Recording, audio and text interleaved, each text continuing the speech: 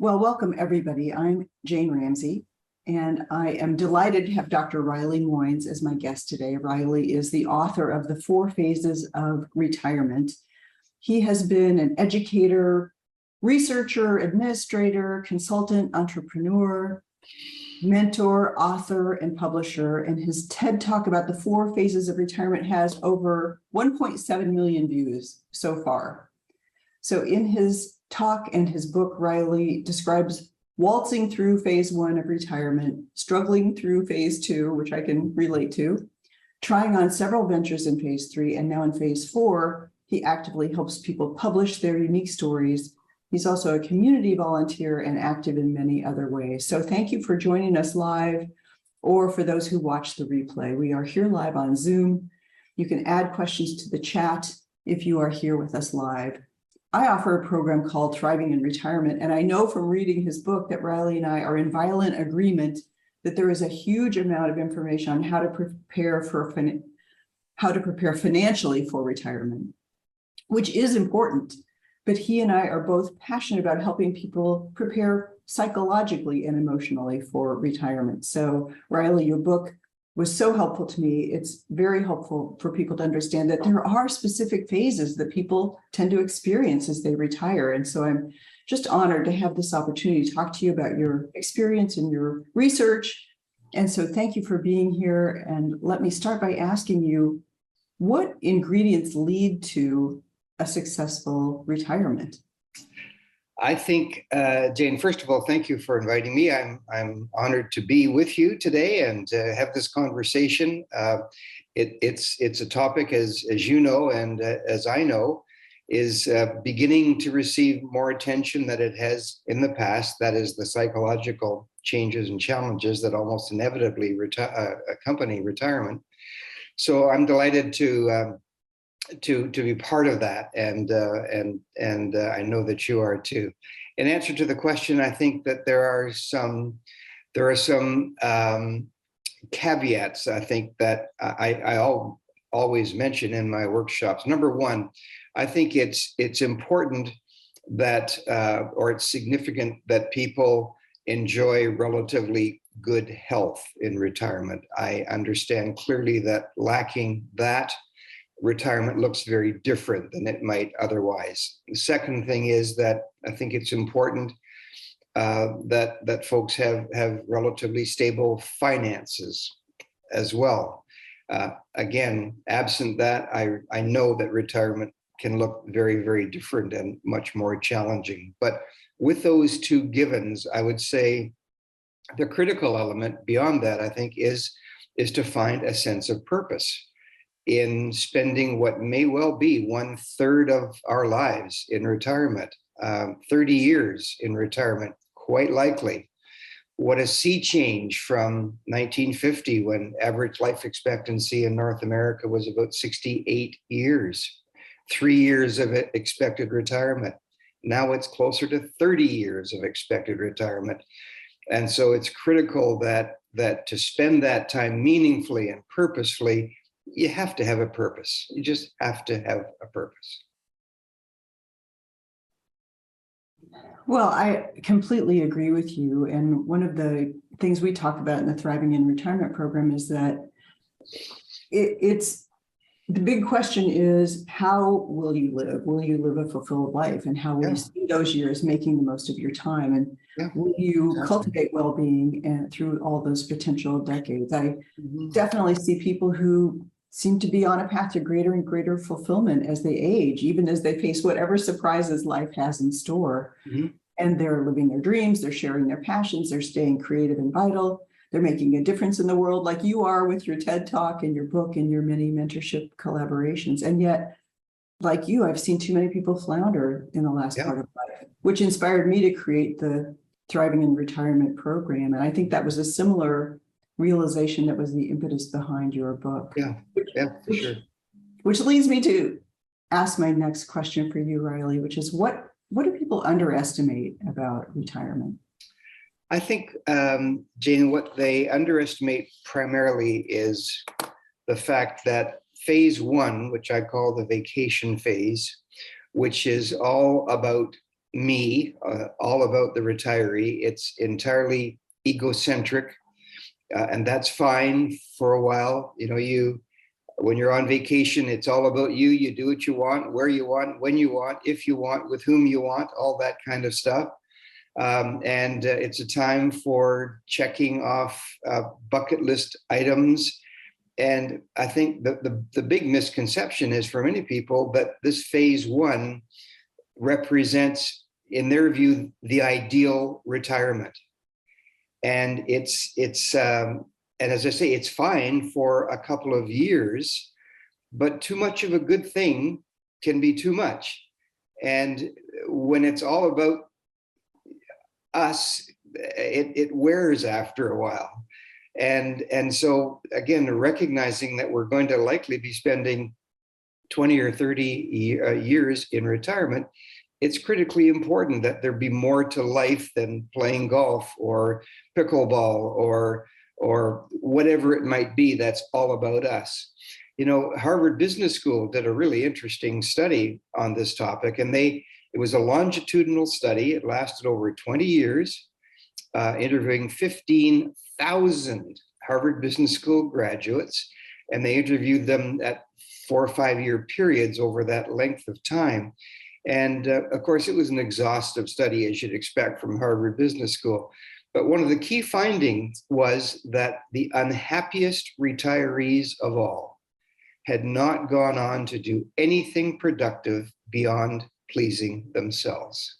The unhappiest retirees of all had done nothing beyond pleasing themselves, which is typical phase one activity.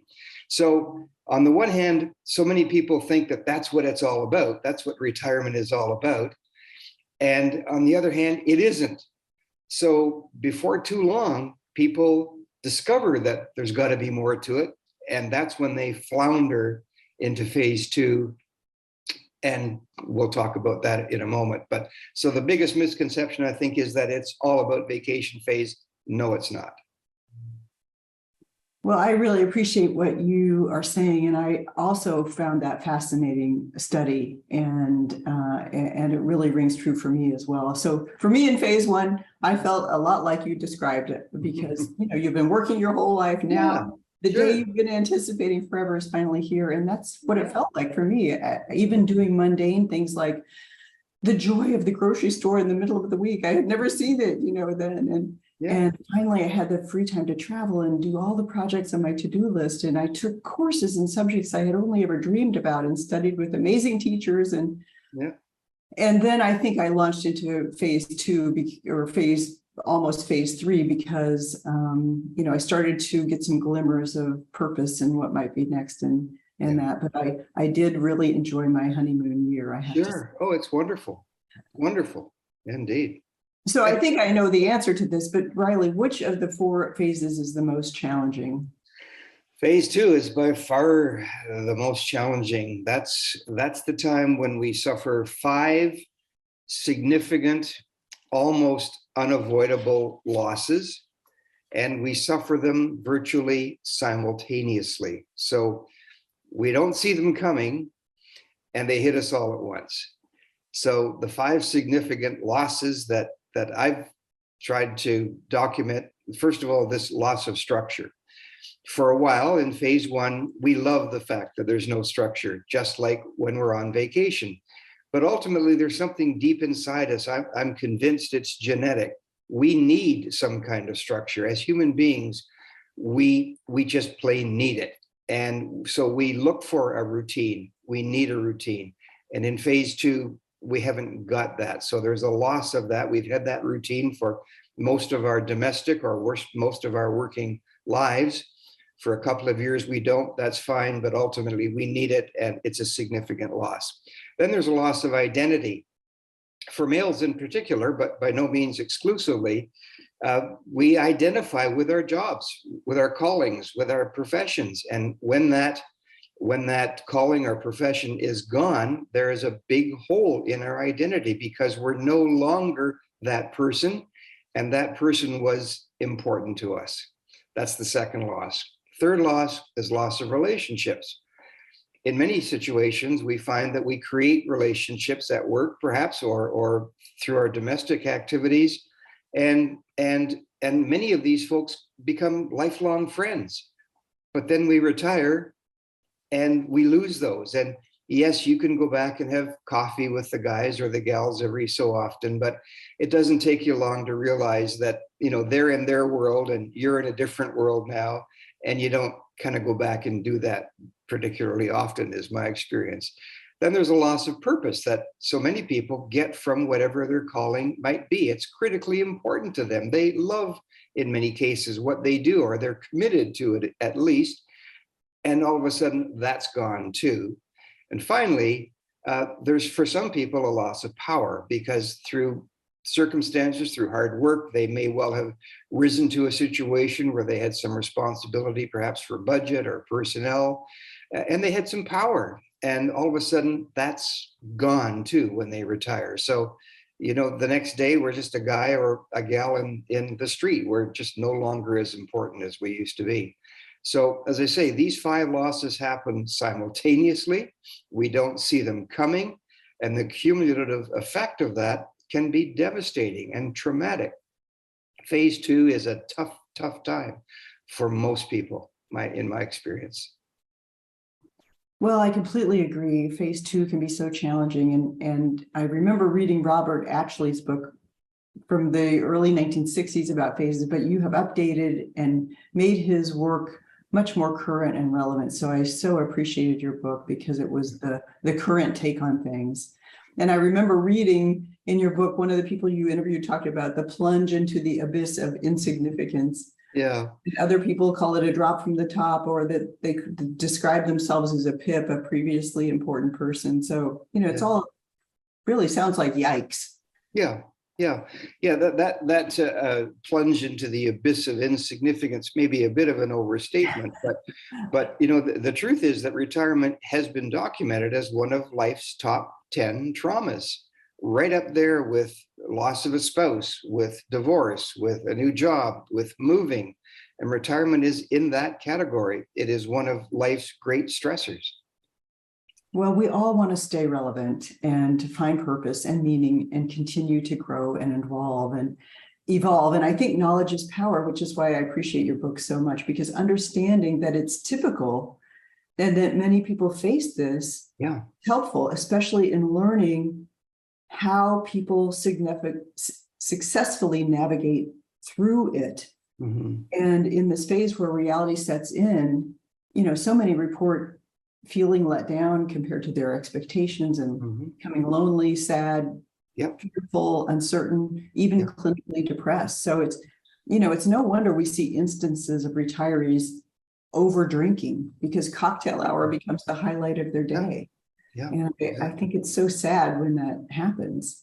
I always hope that life can be a rising arc for people. And I hate seeing people get stuck, and which leads me to ask, does everybody progress through all 4 phases? And what happens when you do get stuck?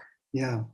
Well, read 2 questions there. And my experience, Jane, is this, that I believe that 80 to 85% of folks do experience each of the 4 phases, some for longer periods of time than others, of course, and some at greater intensity than others. But most people go through them all. There are 2 exceptions that I think I've identified. And the first one are entrepreneurs. These are people who, in many cases, still love what they do. They've done it for years and years, and they have no intention of retiring. What they're hoping to do is to kind of do a little bit less of it and do it perhaps at a more relaxed pace than they did before. They may have already identified someone who is actually going to take over, whether it be a family member or some other identified person. So they have no intention of retiring. They're just going to kind of back off and do things at a more comfortable pace. That's one group. The second group that I feel can somehow avoid, especially phases 2 and 3, are folks who, during their either domestic or working careers, had a hobby or a passion that they were committed to, whether it be coaching, whether it be scouting, whether it be photography, whether it be art, doesn't matter what it is, something that has been a passion for them that they've maintained throughout their lives. And really their goal is to just do more of that, and they just can't wait to get there. So for them, there's really no phase two. They don't even have to go through the trial and error phase. They know exactly what they want to do. They want to do more of it than they've ever done before. So those are two groups, I think, that are able to avoid the four phases. But most people, as I say, I'm convinced, will experience some aspects for some period of time at some depth. Well, thanks for that. I appreciate what you were saying in the book about, there's a range of reactions, and I think you called it a transformative developmental crisis or something like that. And where one person might experience despair and another might have greater resilience, at some point we have some choices to make. Mm-hmm. And part of it is how we think about it, and part of it are the action steps we take. And youth and middle age are not the only times in life for expansion. And this idea that you can change and grow at every age is exciting to me. So I think upgrading your thoughts is one of the many ways to stay relevant. And another way is to actively hang out with awesome people who are radiating more fulfillment and that find ways to serve and give back, like your pals in the walking group. Yeah, exactly. Yeah. People who set goals and inspire each other, who keep learning and teaching and enrolling in courses, upgrading their physical health. But those folks are just fun to be around. They kind of vibrate with excitement. They can't wait for the next day almost. Their complaint is that they haven't got time to do all the things that they want to do in a given day. And my experience is that a lot of these folks not only have kind of one passion, but they've got kind of multi passions that just keep them, as I say, or as you say, young at heart, vibrant, and just exciting and wonderful folks to be around. So what's the key to getting through phase two? Well, I think a couple of things. First of all, persistence has to be one. I think there's something in us that takes the view that the current situation is going to be the situation. And we have a way, I think, of making that kind of assumption. For me, the creation and I think the validation that I've received about the four phases has been really helpful to me, because if you're not aware that there are phases that can be moved through, then it's easy to get caught up and thinking it'll be like this for the rest of my life. But it doesn't have to be that way. And so my hope is that by kind of sharing the concept of the four phases, that people can see that there is a way out of phase two.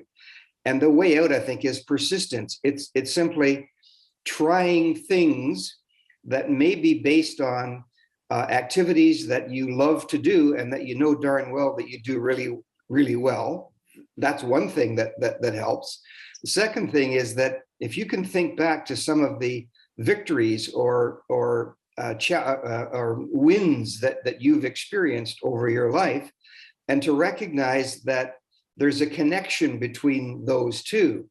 Things that you love to do and do really well have probably led to success in the past for you.